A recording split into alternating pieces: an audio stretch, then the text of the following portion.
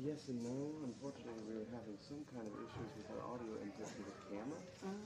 Oh.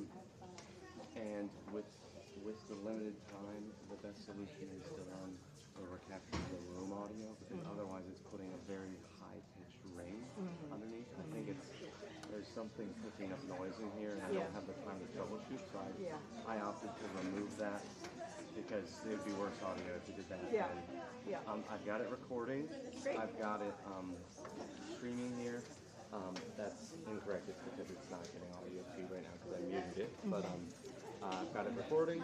I've got it locally, and I've got it streaming. So if we have any issues, we can post the recording. Okay. So apologies for that. Oh, It's sorry. just limited No, time. This classroom has some foibles, it seems. Not that this is the classroom system, but I had intended to use the room system, and it did not cooperate. But we're up.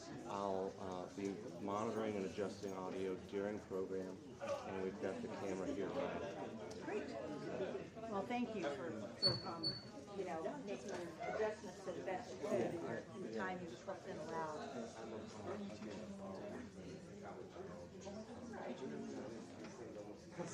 Yeah. Built in, you don't expect something. No,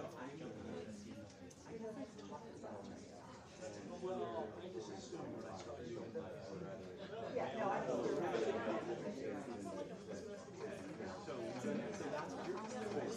Oh, right.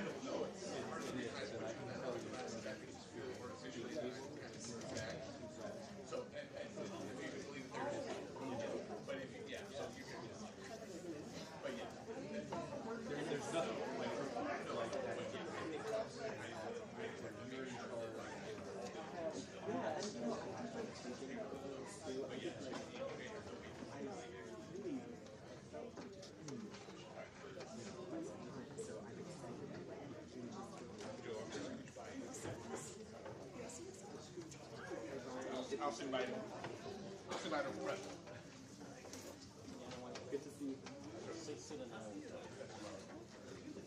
yeah, so I'm very straight. Which is teaching.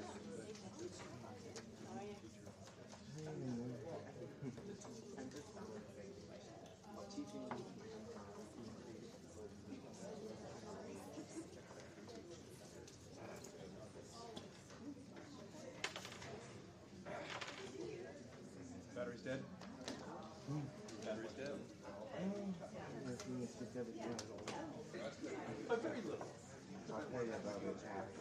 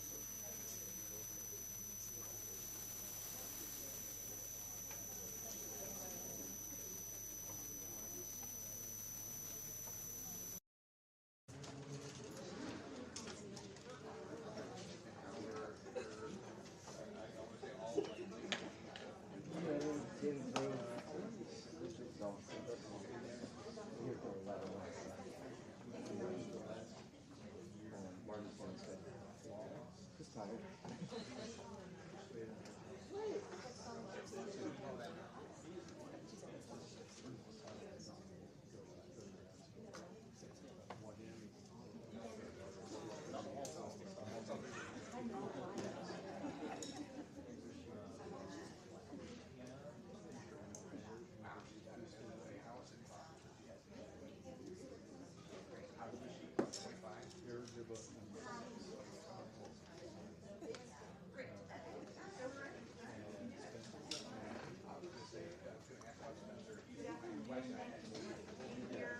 There's plenty of seats, and so please come on in. There's a lot of seats in the center here.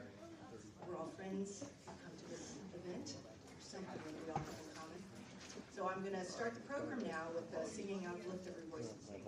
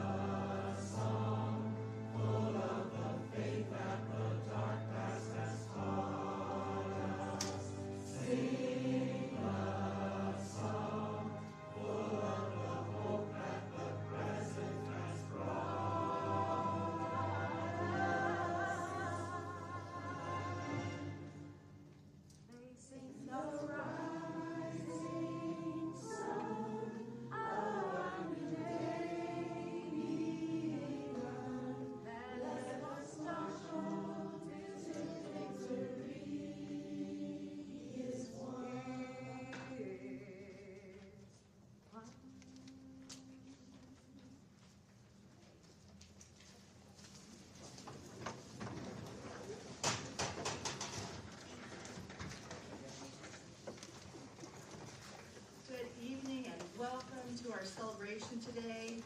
I'm Julia Eichelberger. I teach English and Southern Studies here at the college, and I'm the co-chair of the Committee on Commemoration and Landscapes, and I'm going to introduce what we're celebrating today. Our committee was formed in 2022 by President Xu, and it includes faculty, staff, and students. We do research in order to create exhibits, online essays, campus tours, and interpretive signs that tell a fuller story of the history of our campus and that promote the college's core values of diversity, equity, and inclusion. If you're interested in joining our committee, please contact me or my co-chair, Valerie Frazier, who you'll be hearing from in just a moment. Today, we are completing the work that we began last year honoring Septima Poinsette Clark. She was born less than a block from here. Clark was an educator and an activist from her earliest days. Throughout her life, Clark overcame significant obstacles in order to improve her society. After graduating from the Avery Institute and teaching on Johns Island and then in Columbia, she earned a bachelor's and then a master's degree while being a single mother. And she and Esau Jenkins developed something called a citizenship school right here in the Low Country. At that time, laws prevented most black citizens from voting. But the citizenship schools taught them to read, to register to vote, and to exercise their rights as citizens. Citizenship schools were so successful that they were used all over the Deep South, and Martin Luther King Jr. called Clark the mother of the civil rights movement. In her later years, Septima Clark advocated for workers who are not fairly paid, for children in need of daycare, for families who lacked medical care and food, and for students attending public schools in Charleston, where she served on the school board. We have interpreted her life in the panels that are all around this room. They're the blue and yellow panels on the wall. And we've also got essays online corresponding to each one of those in our website, Discovering Our Past. Septima Clark's importance, her stature has been beautifully interpreted in the mural that is outside by the artist Natalie Days. This year, we are completing the project by commemorating other activists in Charleston, including 2 chapters of the Alpha Kappa Alpha Incorporated sorority, which was Septima Clark's sorority. We are also recognizing generations of College of Charleston students who have challenged our university to become more inclusive and welcoming to all. So you can see there are historic figures that are along the bottom of this installation. There's Rosa Parks, Coretta Scott King, with others that were in the hospital strike in 1969. And then there are local heroes, Lucille Whipper, John Wrighton, Olander Grant, and Eugene Hunt. On the left, you see Clark speaking at the hospital strike. On the right, she's speaking with students at the University of Santa Cruz. So each of these figures is identified. If you look at the wall closely, there's a little key that tells you a little bit about each of those people. We would now like to recognize everyone who contributed to the research and design of these panels, especially our designer, Joanna Gilmore. Where's Joanna? Did a fantastic job. During the months of research that we did, we received information, memories, and images from members of Alpha Kappa Alpha Incorporated, from CFC alumni, and from the Avery Research Center for African American History and Culture. Thank you, everyone, for your contributions to what we were able to do today. And now I'd like to introduce my co-chair, Valerie Frazier, who's going to tell us a little bit about the co-sponsors and then talk something about Alpha Kappa Alpha.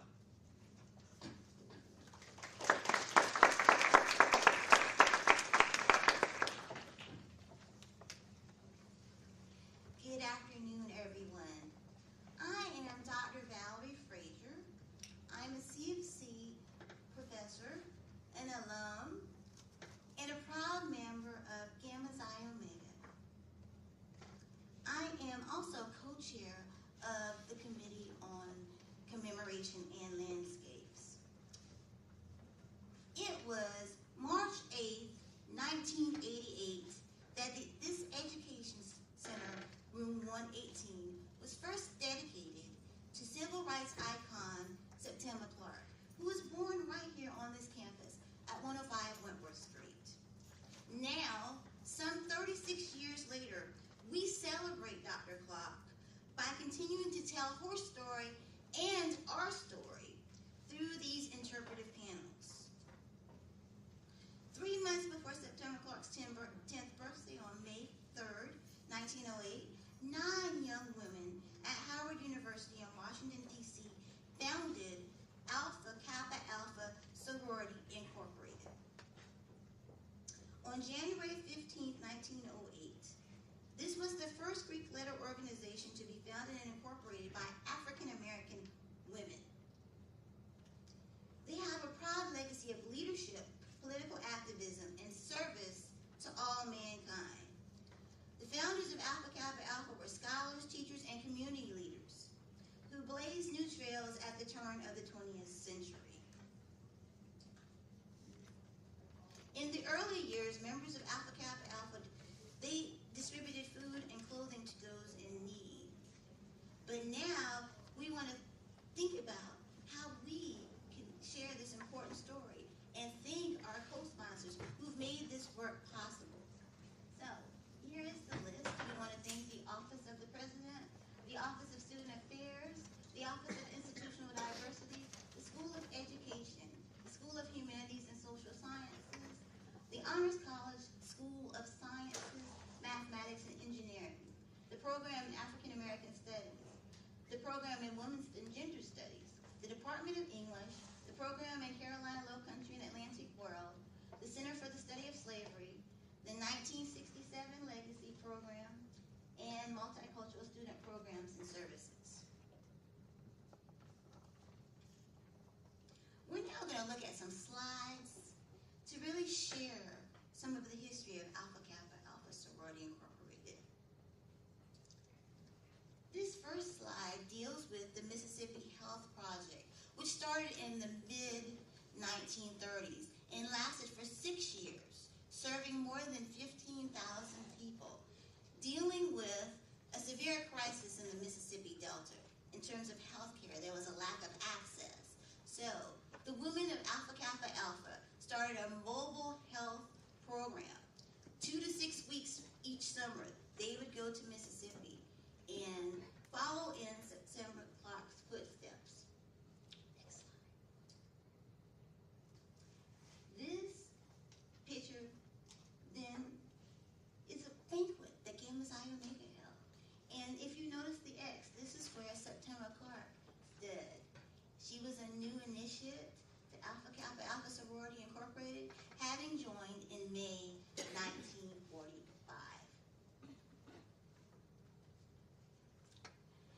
Now, Septima Clark was president of Alpha Kappa Alpha Sorority Incorporated Gamma Xi Omega chapter from 1952 to 1954, and she had a program that focused on helping those in need, particularly in terms of health care, and also in terms of civil rights and activism. As you see here in this newspaper article, on February 14th, 1952, when she first began her tenure, she then donated money to the NAACP Legal Defense Fund in education as well, giving $125, which in today's terms would be $1,500. One of the premier programs of Gamma Xi Omega is that of youth leadership and the debutante ball. And we see in this picture women receiving scholarships from the president of Gamma Xi Omega, which at the time was Mrs. Fannie Ella Hickman. Next slide. This is my favorite, if I'm honest, in terms of the various photos that we'll look at, because it then represents Gamma Xi Omega's humanitarian efforts on Fusky Island, where they gave every family on the island a bike for the kids to then be able to get to school, most importantly, but also to enjoy the day and get exercise. And now, we move to one of our trailblazers, Dr. Alawinda Grant, our first Black faculty at the CFC. She joined in 1972. After working in the mathematics department, she then took on the role of director of Upward Bound. And also we have Lucille Whipper, the Honorable Lucille Whipper. And I'm proud to say when I was here as an undergraduate, I won the Lucille Whipper Award because she is a true icon in terms of service to the community and in terms of political activism. We are very proud of her legacy here as the first Black administrator, and also we know that she served very ably in the state legislature. And we end with featuring our undergraduate SARS from Iota Omicron, where I was initiated in spring 1991. They continue the legacy of Septima Clark through programs such as the Michelle D. Williams Tea, and they continue to then tell that story that's important for all of us to hear. So thank you for your time.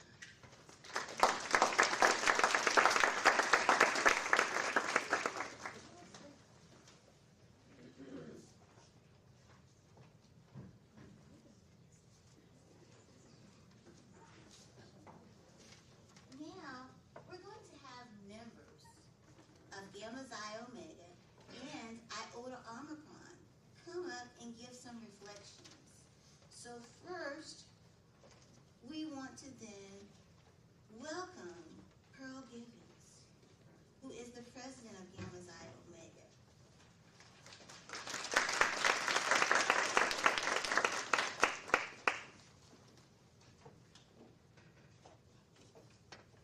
Good afternoon. As stated, I am Pearl Gibbons, the president of Alpha Kappa Alpha Sorority Incorporated, Gamma Xi Omega Chapter. We are honored to be here today. Will the members of Gamma Xi Omega Chapter please stand?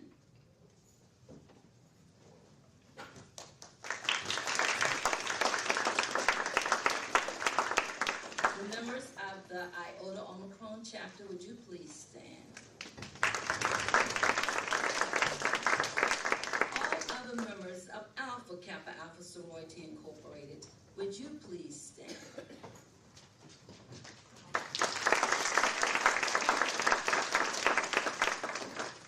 would like to thank the President and the Committee of the College of Charleston for the continued vision of embracing the work and the accomplishment of Septima Clark, who is not only the president of Gamma Xi Omega, but a true activist in the community. It is our hope that the panels in honor of September will remain for years to come, so that generations of students will be able to see and read about her commitment to political and social change. We thank you for having us here today. We thank you for honoring our sister Septima, who felt it not robbery to give back what she wanted to give back to the community. So thank you again for having us here at this program.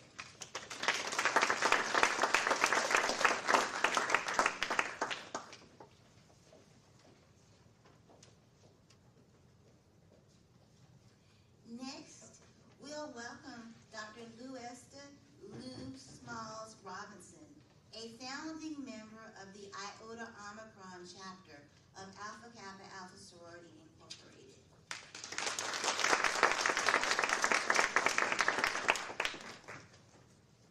Good evening. I told my children I was coming here to give my Easter speech. Who knows what that is?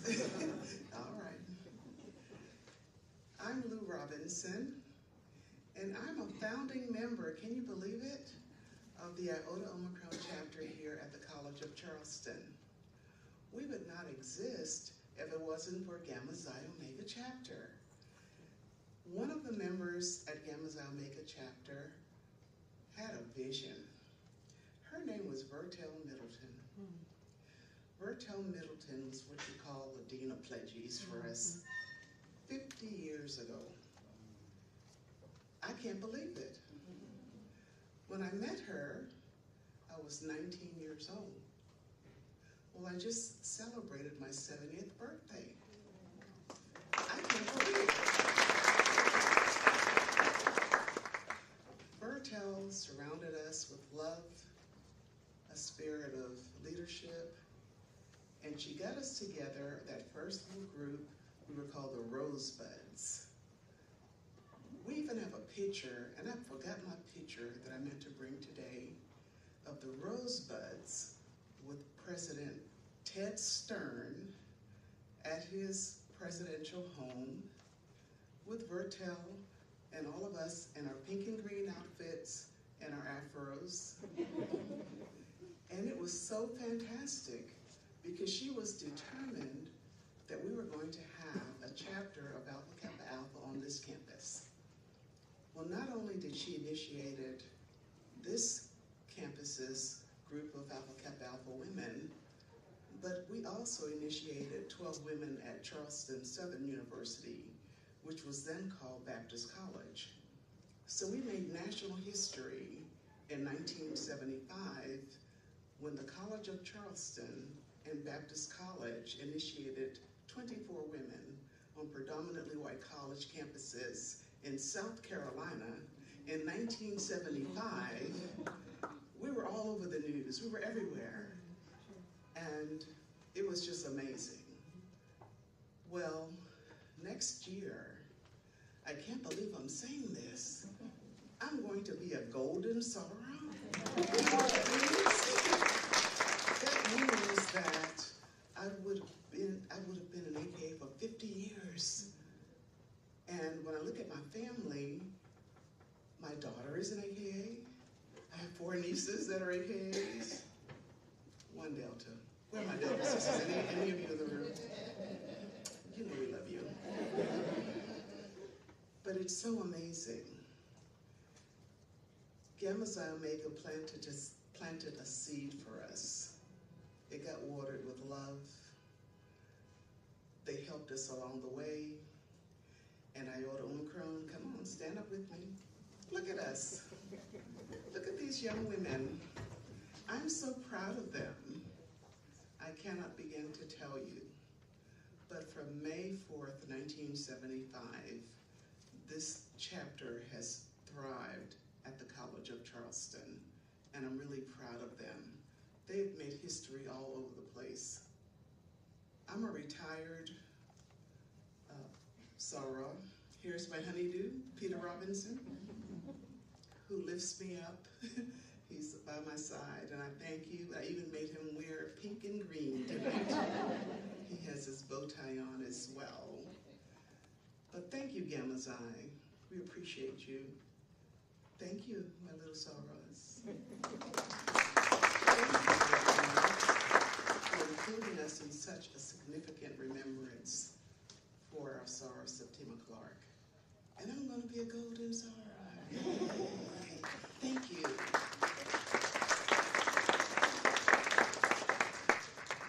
We'll pause a moment if anyone wants to come and sit down. We have plenty of seats up front.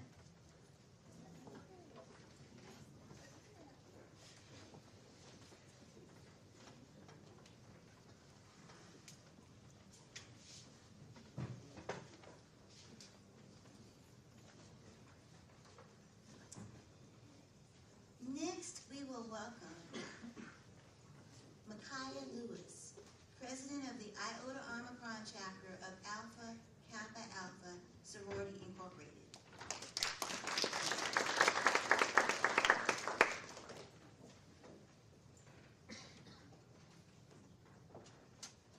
Thank you. Good evening. I'm Micaiah Lewis, and I have the esteemed pleasure of serving as the president of Alpha Kappa Alpha Sorority Incorporated, Iota Omicron chapter. Following in the footsteps of illustrious members such as Septima Clark, the Honorable Lucille Whipper, and Oelenda Grant, is a profound honor and privilege. Septima Clark, a civil rights icon born on the campus at 105 Wentworth Street, blazed trails in the fight for equality and justice, leaving an indelible mark on history.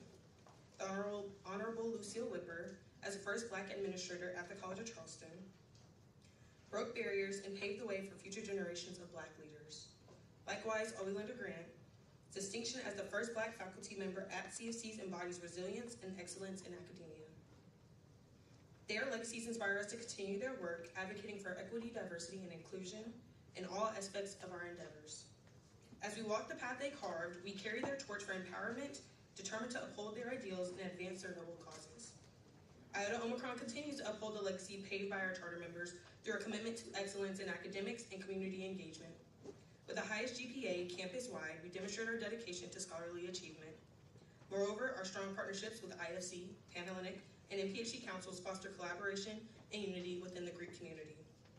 Beyond campus borders, our alliances with the Children's Museum of the Lowcountry and Habitat for Humanity's Dorchester exemplify our mission to serve and uplift the broader community.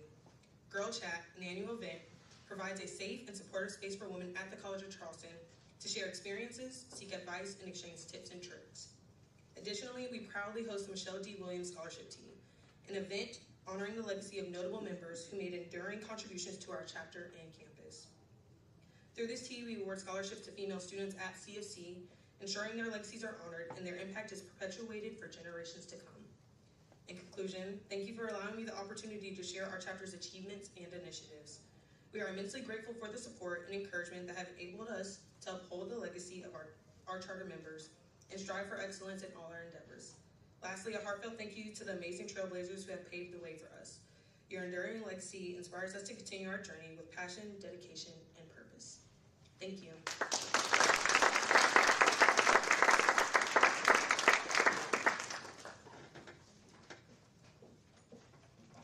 Good evening, my name is Tanner Cornell, and I'm honored here to be speaking about student activism at College of Charleston as an extension of Septima Clark's legacy on our campus.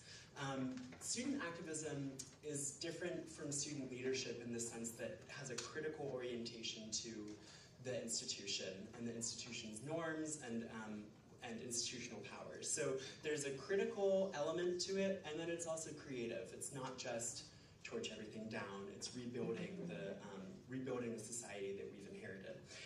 And as an extension, I mean, this creation of this timeline is itself a form of activism we see. So just to walk you briefly through what we've assembled here, we have 4 clusters of ways that student activism is manifested on campus. campus. In terms of religious freedom, Black protest, gender, sexuality, and belonging, and broader coalitions that have formed more recently. Just walking through this, we have Jewish students who petitioned the school to be excused from chapel in a predominantly Protestant time for the College of Charleston. And then in 1951, Frank Sturkin, who was a Catholic student at the time, a white student, advocated for the school's desegregation, which he used his Catholic faith to sort of justify his call for desegregation. Black protest has been central to how the College of Charleston has built its racial consciousness and sense of itself over the years, beginning much before the Avery students who petitioned the school to enter in the early 20th century. But picking up after desegregation, when students advocated for, demanded better representation on the institutional level, which then continues to protests all across campus, from the Cistern Yard to, in 2017, outside of the Sotilli Theater when Bree Newsom arrived and there were Confederate sympathizers right outside. Many of us will remember some of those moments.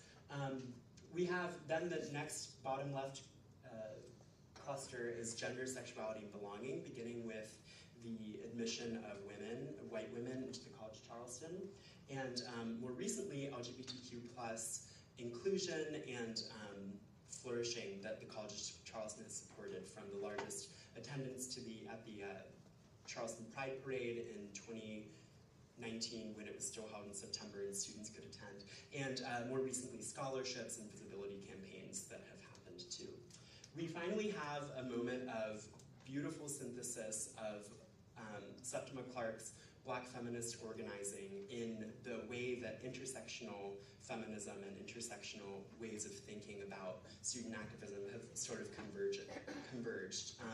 Designing new ways, or thinking through new ways to relate to one another and form coalitions, taking into account our identities and standing in solidarity with one another. We have ICANN as an example of that, the Intersectional Cougar Action Network, which has been successful recently in introducing a race equity and inclusion curricular requirement that has been 6 years in the making. So thank you so much, and I hope you enjoy perusing the exhibit at your leisure. Thanks.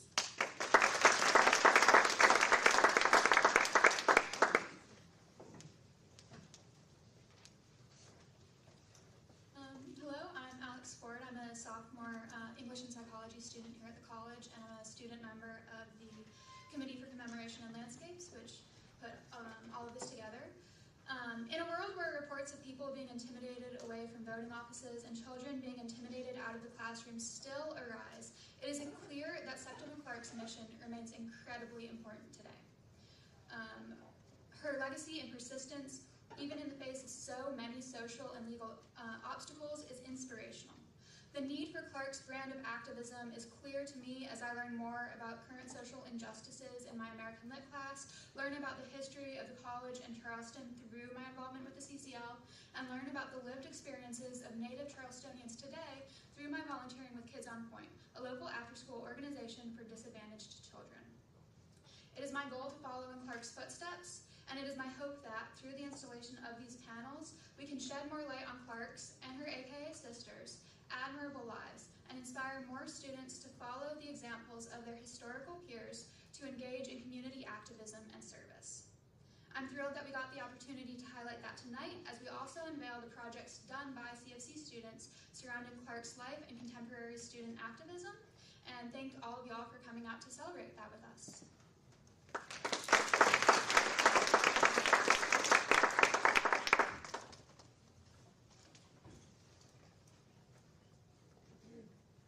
Good afternoon, everyone. My name is Jamerica Randall, and I'm an Honors College student, a member of Cohort 3 of the 1967 Legacy Program Scholars, and an International Studies Scholar. I have the honor of helping with the advertising exposure for this amazing event. We're here to celebrate the person who Dr. Martin Luther King called the mother of the Civil Rights Movement, an educator, an esteemed member of the Alpha Kappa Alpha Sorority Incorporated, a Charleston native, and so much more. I was first graced with the story, life, and legacy of Septima P. Clark, in Dr. Frazier's 1967 Legacy and Beyond class this past fall. So I'm proud to acknowledge your contribution to the Black community when it comes to education, especially as a Black student here at the College of Charleston. I hope to continue seeing Septima P. Clark be recognized and celebrated for her amazing accomplishments. Thank you all for coming out to this event, and thank you for sharing her legacy.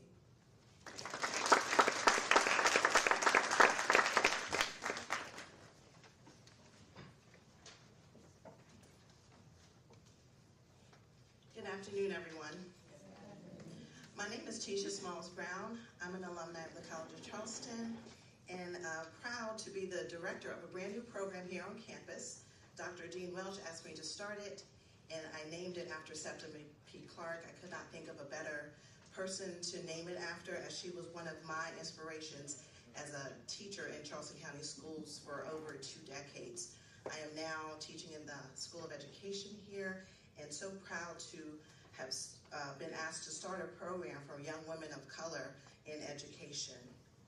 So now we will talk about the winners of the contest that we had for our program. The first category is poetry, and I would like all of the poets who won to please stand at this time, if you're here.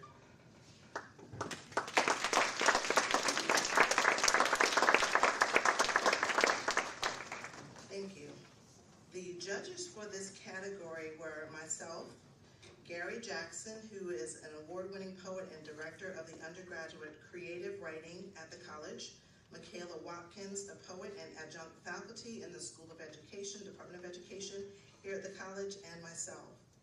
The poem that we selected for our winner was Cadence Brown. Cadence, congratulations. Her poem was entitled, Black Girl Don't Speak.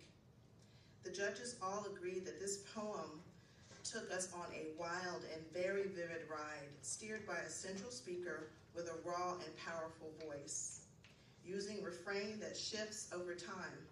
First, to problematize and force silence, then to problematize and force speech, and finally to reclaim the speaker's agency over speaking and ending in triumph. It was a beautiful poem, and we all agreed that it should be our winner.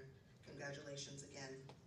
The winner in the category of art, let's have any art students that submitted art pieces to please stand first to be recognized. The judges for the category of art were Sarah Frankel, College of Charleston Department Chair, Studio Art of Studio Art, and Chase Quinn, Co-Director of Educational Programs and Curator of Special Projects at the Gibbs Museum of Art. The winner of the art category was Mika Olufemi. Her piece, Discovering Our Past, instead of memorializing Septima P. Clark, it presents a contemporary remake of the image of a bold, strong woman, even apologetic in her glance. Congratulations, Mika. The last category, activism. The judges in that category were Pearl Gibbons, president of the Gamma Omega chapter of Alpha Kappa Alpha Sorority Incorporated, and LaVanda Brown, director of the Charleston YWCA. The winner of that category was Devin Hammonds and Madison Meeks. Are there any other winners in the category of activism here today? Would you please stand?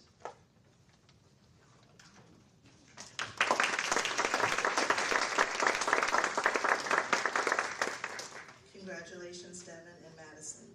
Devin Hammonds, his activism piece was the Food Security Project, working in conjunction with the Low Country Action Committee, which serves a real need in our community, helping dozens provide nutritious food for many people in the Low Country, many families every month. Madison Meeks, I think the Bonner Leader entry has more potential for deeper activism efforts, knowing the organizations that are represented. Congratulations to all of our winners in all the categories: activism, art, and poetry. Thank you.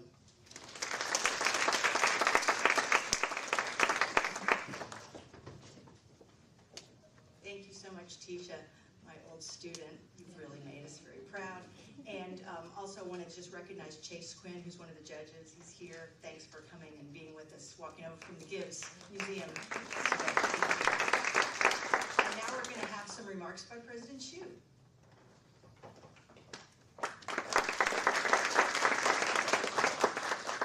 Thank you, Julia. Good afternoon, everyone. Congratulations to all the winners today. What a wonderful program highlighting our students' talent and honoring great Septima Clark. Today serves as a reminder of how far the College of Charleston has traveled over the last 50 years to become a more inclusive university campus. I'm so proud of our university today for being an institution that sees its students, hears its students, and recognizes their great work and great talent. To me, that is a fulfillment of Septima Clark's activism and hope for education. I want to take this opportunity to thank everyone involved in making today possible, the members of the Committee on Commemoration and Landscapes, the academic partners across campus, the members of the Alpha Kappa Alpha Sorority here today, and of course, all of our students. I especially want to recognize the committee co-chairs, Valerie Frazier and Julia Eichelberger, for their steady leadership.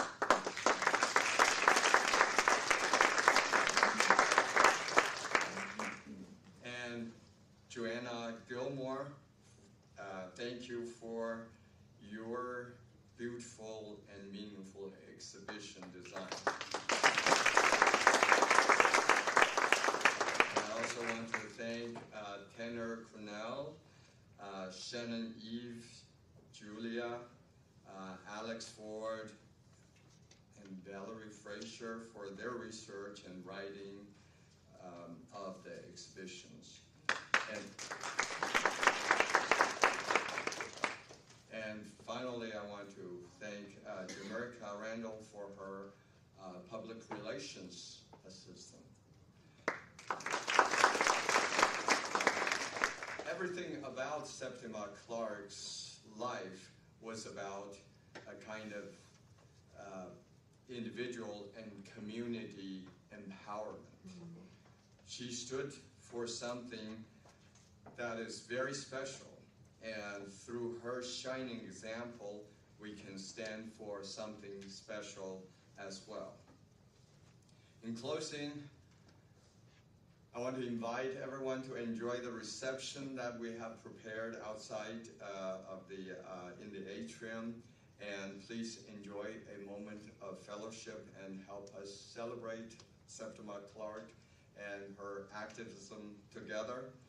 And also those of you, those students, contestants who are winners, I would like for you to join me here. I assume we're going to take a group photo, and also, of course, the judges and Julia and Valerie. Let's all have a photo together. All right.